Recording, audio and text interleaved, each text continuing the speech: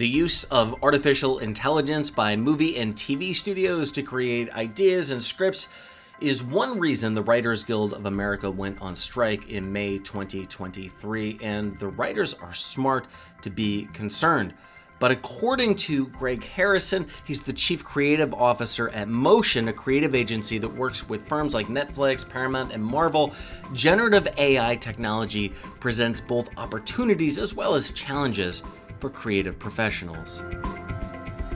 Greg, as we kind of know, artificial intelligence and the creative industry, the creative arts for sure, but the creative industry are at this really interesting intersection right now, or junction. And I know that there is a lot of hype and hyperbole on the one hand, but there's also, just the reality of the capabilities of generative AI and the potential to have a big impact on the creative industry. So let's kind of start with the foundations, the basics.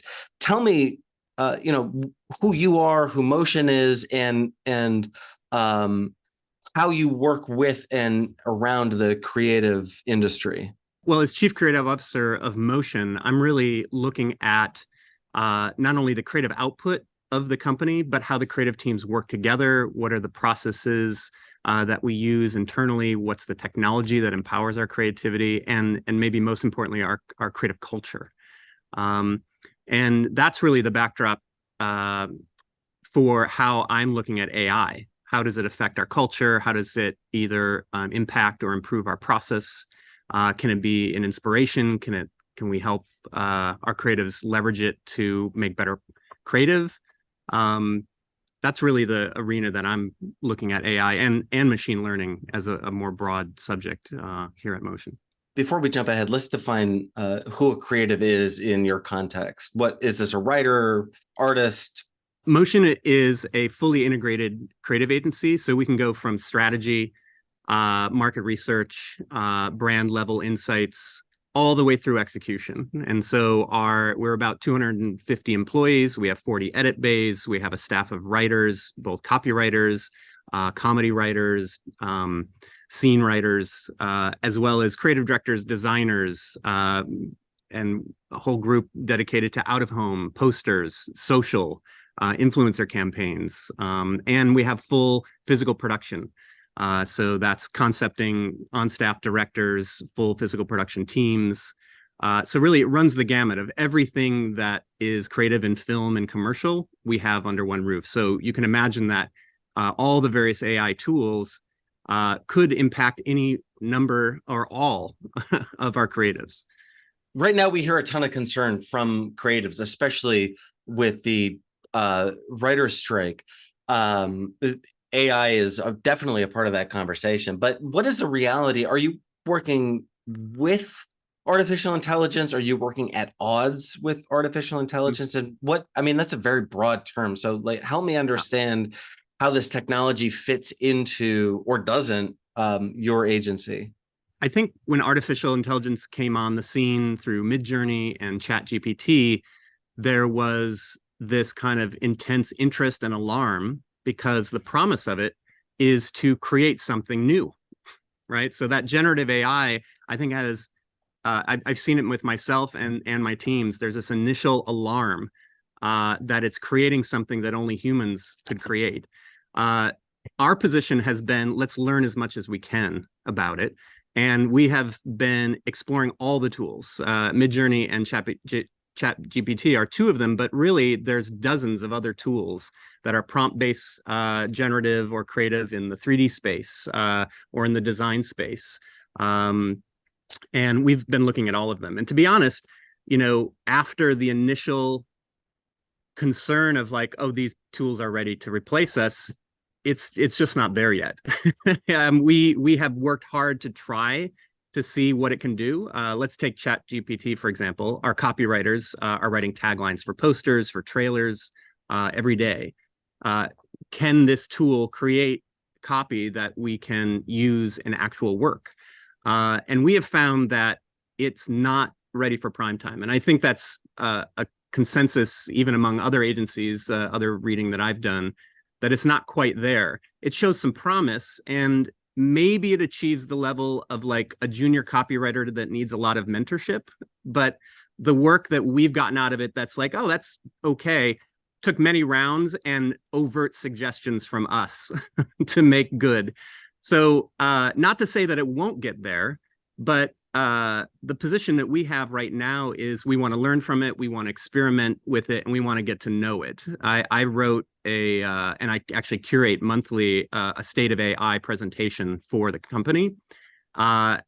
And my forward is titled The State of AI, also known as Keep Your Enemies Closer. So I think we're keeping a careful eye on it, but it's for us, it's not there yet. That's funny. That echoes my experience. I have an ongoing conversation with my editor about this, and my take, at least right now, is that AI is like a C+ student. To your point, it's Right. okay, but it needs some mentorship and some guidance to get That's right. to level up. But that could happen fairly rapidly. We've seen these tools go from being just kind of meh a year or two ago to evolving to the point where it is a fairly competent assistive tool. So can you give me an example of what you were talking about, how it could be integrated into the process? Give it an advancement or two, an iteration or two, but how could this be, instead of a threat to the creative profession or creative people or people who make a living from creative arts, Yeah. to something that enhances it, like a specific example? I would say the biggest promise we've seen, and maybe we should take it tool by tool, but like let's just continue our conversation about ChatGPT, kind of text-based large language models. I think that it can be a source of inspiration. It can be a source of investigation. Its ability to summarize large body of material and look for themes. We found in playing with it, we can see the beginnings of the potential for it to be a collaborator. I think that's maybe the best way to think about it. Is a lot of people throw around the term co-pilot, and I think that feels right. It's got enough knowledge and facility with language that under direction and under a certain focused inquiry, it can produce inspiration for our creatives. I think that's my ideal for it. It's not dissimilar to any tool. And I think that's one of the things I've been trying to do is demystify it. I know artificial intelligence, it's screaming out to be anthropomorphized. It's like, oh my God, it's a merging person. It is not. I feel like once the initial wave has worn off, I see it more and more as a tool, and there isn't an inherent intelligence in it. It produces things that look intelligent only because it was trained on human intelligence. But I think getting over that hump has really helped us see it as a tool. And so just to go back to your question, I would say the co-pilot model is probably the most promising as a source of directed inspiration. So you see this as more like a tool like Creative Cloud rather than a super intelligent, self-aware being.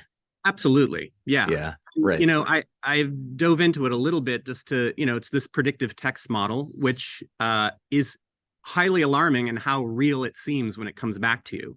But I think it has more to do with, it says something more about the structure of human language than it does about an emerging intelligence.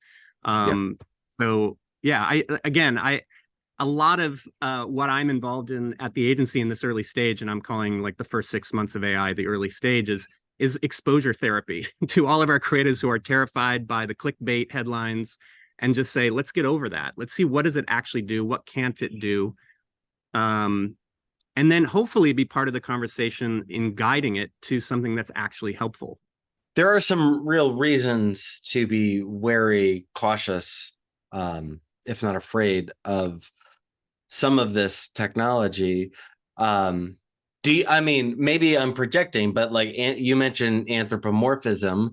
So, tell me about some of the other concerns one might have about generative AI, especially when it comes to creative professionals. There's still a number of concerns that I and the teams have here about generative AI specifically. And I think it really starts at the training data. I and a number of our other leaders are currently putting together a Yeah. process by which MOCEAN will engage and will not engage generative AI, simply because it is trained on billions of copyrighted imagery of fellow creatives. And if we value our creative culture as a home, a safe place for people to really stretch their wings as creatives, we have to value the human. And that starts with, okay, what was this tool trained on? Uh, so that's one. And then a very close second is we cannot use it for any of our major clients, which run the gamut of Netflix, Paramount, Marvel, without a clear chain of title, without a clear chain of copyright safety. And all the major legal departments of our clients are saying the same. We look at Firefly, Adobe's generative AI tool, and they have started out as an ethical training base. You know, they paid the artist and the content to train their model. That seems like the future of creating a true co-pilot that artists can both ethically and practically use, and can actually be used for a major company or a major client.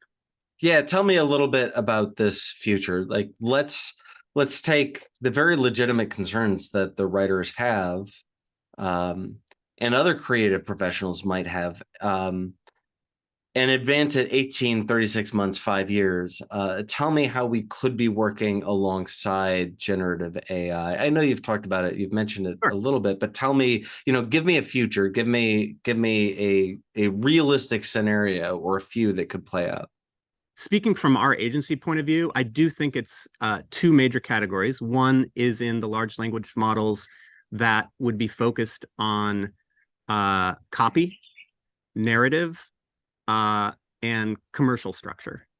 And I really think that the best hope for it is a training model of a large language. I'm sorry, training a large language model on the specific needs and craft of our area, such that it can be a collaborative tool to explore themes, to explore subject matter, to explore rewrites, to explore copy under the direction of a creative director. I think likewise, the AI that is visually based, whether that's Midjourney or some of the text to video applications, I feel like once the training data has a clean chain of title, I think that will be an incredible resource for visual brainstorming, exploration, and possibly down the line developing final outputs. I think what we hope is that that's still under the direction of human creativity, but it lowers the price point for visually complex work. Whether that's visual effects or high-end 3D design or expensive productions.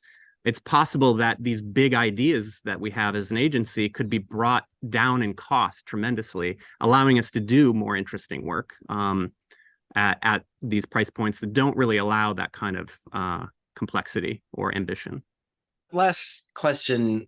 Instead of the immediate future, let's look at tomorrow. And I mean, you do talk to thought leaders in the industry and, of course, creative professionals, but you also have an understanding of the core mechanics of this technology. So tell me, like, how do you, if you're going in to give a presentation tomorrow and you're talking to executives, whether they're in the creative industry or they're at studios or publishers, what is the advice you give on how to integrate AI safely into your workflow? If I were to give advice in integrating AI tools as they exist now, it really are some of the points that I already mentioned, which is really looking at the training data, looking at the culture. What culture are you trying to create around creativity, and let that guide you? Again, it's for MOCEAN, it is absolutely the human creative that we value, and that is what draws the best people to our company and allows us to retain our talent. So our position on AI is based in that. The actual functionality of the tools, my advice would be to experiment and play with them, but I think that they are currently limited to exploration, possible inspiration, and in the case of visuals, visual reference. That's the extent to which I think they're functioning right now. I didn't spend too much time on it, but on Midjourney, for our pitches, we're very often searching Google Images for a lighting reference or for a character reference or an animation reference. With Midjourney, we can actually get the very specific vision in one image for our reference. And that feels like it has been really helpful for creatives and to clients to help kind of visualize what we're pitching them, what we're going to make for them. But that's really where it ends, is just sort of a way to visually express our ideas. That's really where how we're using it right now. The other category that we haven't touched on, which is, generative AI is a subset of the larger discipline of machine learning. I think there's immediate and great benefit to some of the tools based in more of the machine learning model, where we're taking the patterns that we find in the training data and automating non-creative tasks. And that is liberating time for our creatives to be more creative. And I'll just give you one example that we're right in the middle of, which is to take the readily available AI vision tools and apply them to this vast amount of footage that we work with on a daily basis. I mean, we have literally thousands and thousands and thousands of hours of footage coming into our editing systems on a weekly basis. We're cutting Marvel trailers from dailies and being able to use AI vision to help break down, identify dialogue, transcribe, identify all the close-up shots of Robert Downey Jr. looking sad. Like, that is a huge boon to our bottom line, to our process. We've done some of the back of the napkin math, and our assistant editors who are tasked with breaking down the footage in a given 2-hour feature, to break it down in detail the way the editors need, can take 5 to 7 working days. And in our initial tests with these AI vision tools, we may be able to get that down to a half day. That's a huge, huge advantage from a purely business and practical standpoint, but from a creative culture standpoint, it liberates our creative teams to focus on the human part. And in the case of the AEs, that means they can talk to editors, be mentored, have more time to cut something and show it to an editor, and maybe move up. So I'm really excited about that category of machine learning, or tools that automate more rote tasks. I'm Dan Patterson, and for more interviews like this one, be sure to subscribe to the channel, and to keep up with the latest in emerging technology innovation, visit ZDNET.com.